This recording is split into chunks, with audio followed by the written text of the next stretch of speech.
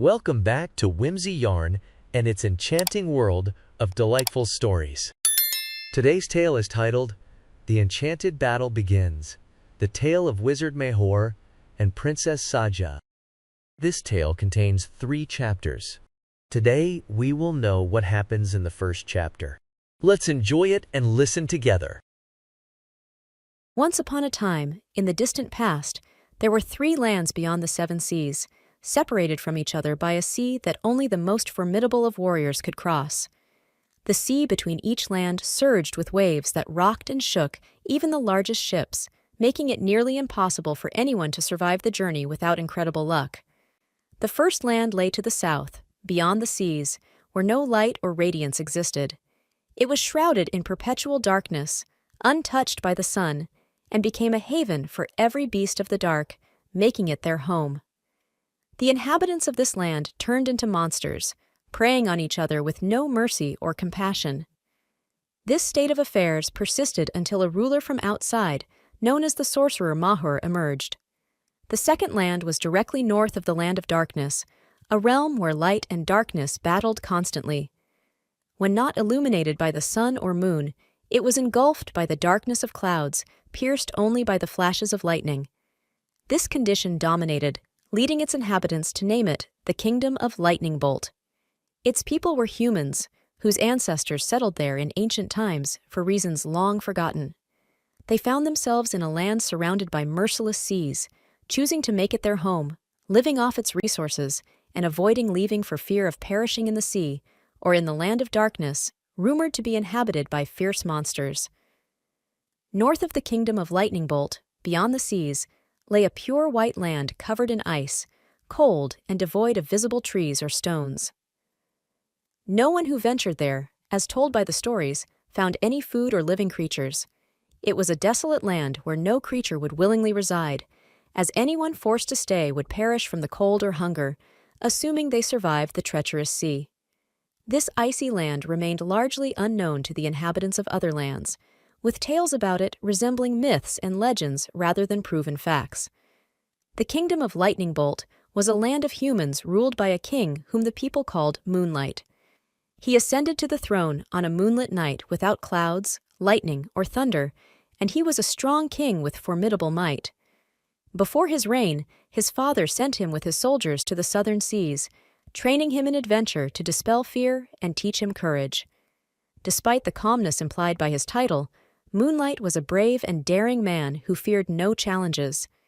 Each time he returned from the sea, he seemed like a different man, filled with strength and awe. He earned the title, Knight of the Southern Sea, when he ventured alone across the sea to bring back a beast from the Land of Darkness. He returned victorious, carrying one of the creatures of that land, after successfully crossing the sea both ways. The beast he brought back was dead, and none of his people knew how Prince Moonlight managed to defeat it. However, they believed his tale when he recounted in the presence of the king that the moment he set foot in the Land of Darkness, the beast attacked him. He grasped its jaws with his hands, and, in a swift motion, broke its neck and choked it with his arms until it fell lifeless.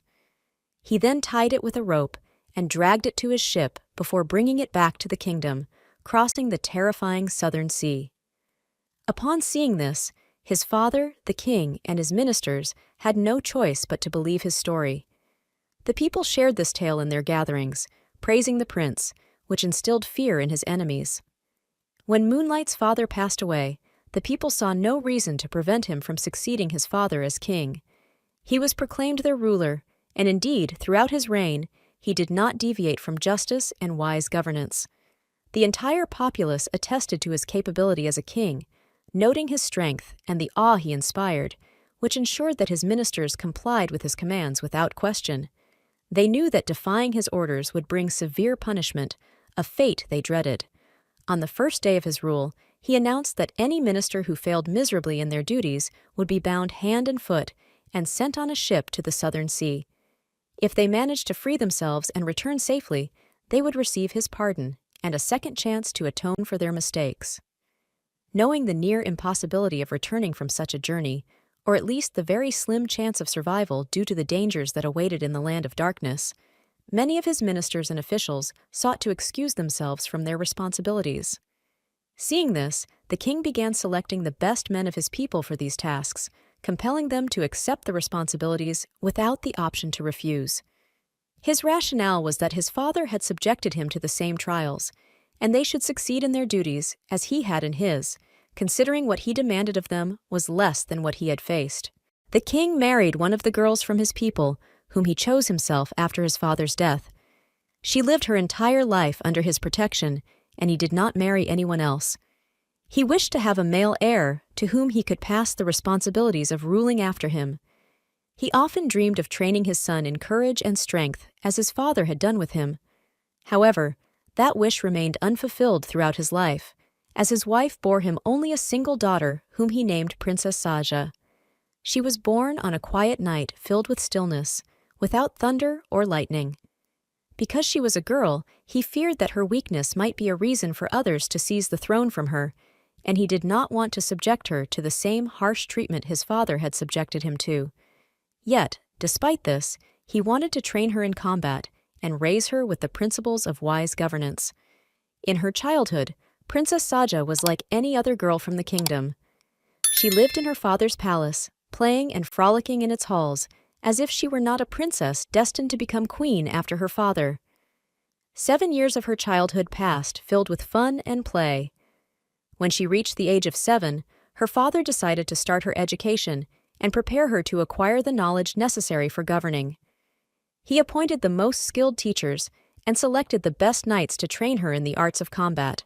However, all of them were lenient with her in learning, treating her gently because she was a girl, despite the king's demands for strictness. When they were alone with her, they would yield to her desire for fun and play.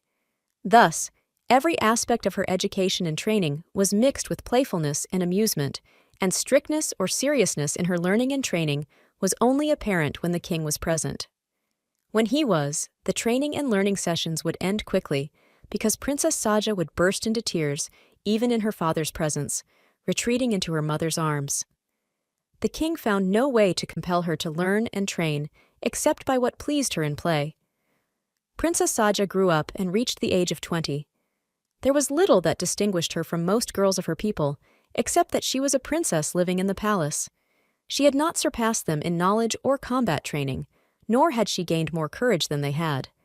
In fact, some girls of her people surpassed her in all of these aspects to the point where one might believe that one of them would be crowned queen after the king.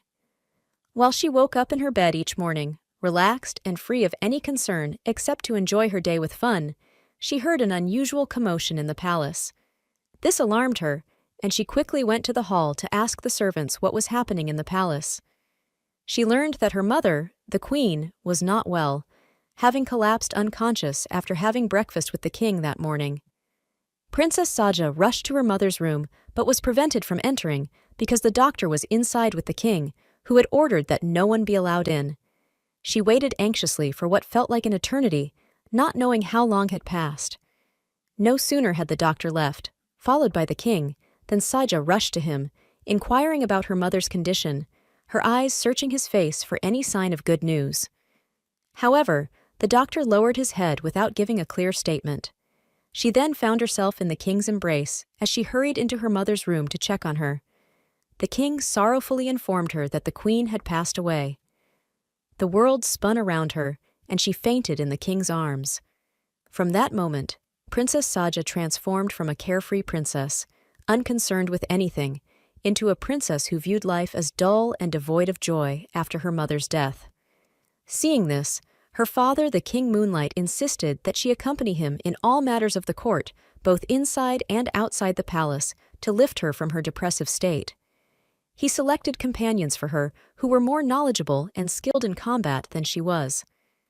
He understood that this was the best way, as women tend to compete with each other, driven by jealousy and the desire to win a man's respect. To engage Sajja in this fierce competition and elevate her in knowledge and combat skills, the king announced that the one who excels among them would marry one of the kingdom's strongest knights, who would become the king after him. Thus, the competition between Princess Sajja and her companions intensified, each aiming to marry the strongest knight in the kingdom of Sanaa al-Barik and become queen. Simultaneously, the competition among the king's knights grew fiercer, each desiring to earn the title of the kingdom's strongest knight. They ventured into the sea in groups and alone, attempting to reach the land of darkness. Some sought to achieve what the king had done when he was still a prince, each aiming to bring back a monster's carcass from the land of darkness. The king admired the knight's competitiveness, becoming more engrossed in it than in the competition among Princess Sajja and her companions. Hundreds of the king's knights initially participated in this competition, with dozens perishing in the sea, dozens reaching the land of darkness, and 10 returning with the carcass of one of its terrifying monsters. The people saw that all of these knights were worthy of the king and each deserved to rule after him. However, the kingdom could not have 10 kings simultaneously. Therefore, those who wished to succeed King Moonlight had to achieve something beyond that adventure, which they had all succeeded in. The king did not feel threatened by his knights. Instead, he saw their strength as bolstering his rule and ensuring the kingdom's safety after him. Thus, he decided to elevate the challenge to an unprecedented level. He requested that each of the 10 knights bring back a monster from the land of darkness, securely bound and alive. If none succeeded, then no one could assume the throne unless they accomplished this feat.